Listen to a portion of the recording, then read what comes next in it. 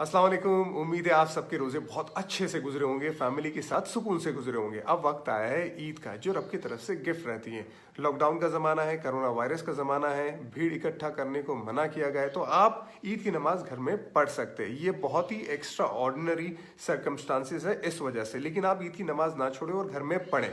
इस्लाम के 4 school of thought से अगर जो भी स्कूल ऑफ थॉट्स के हिसाब से अगर आप घर में ईद की नमाज और खुतबा नहीं पढ़ सकते, ये अलग बात है। ये वीडियो उन लोगों के लिए जिनको घर में ईद की नमाज पढ़नी है। बहुत सिंपल है। ईद की नमाज और जो बाकी की नमाजें रहती है उसमें सिर्फ इतना फ़र्क रहता है कि ईद की नमाज में 6 ज़ायद तकबीरें रहती है। आपने ईद की नमाज की नीयत बांधी, आपने सना पढ़ी, सना पढ़ने के बाद आपको अपने हाथ कान की तरफ ले जाने, अल्लाह अकबर कहना है, हाथ छोड़ देने।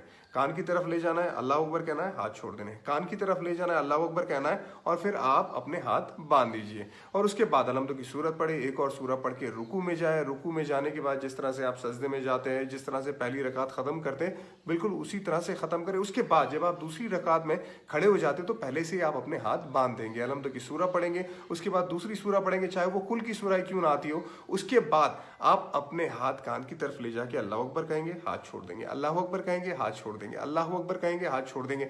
चौथी मरतबा जब आप अल्लाह अकबर कहेंगे तब आप सीधा रुकू में जाएंगे। रुकू में जाने के बाद, खड़े होने के बाद जिस तरह से आप सजदे में जाके जिस तरह से आप अपनी बाकी नमाजें ख़त्म करते हैं, बिल्कुल उसी तरह नमाज ख़त्म करके सलाम फिराएंगे।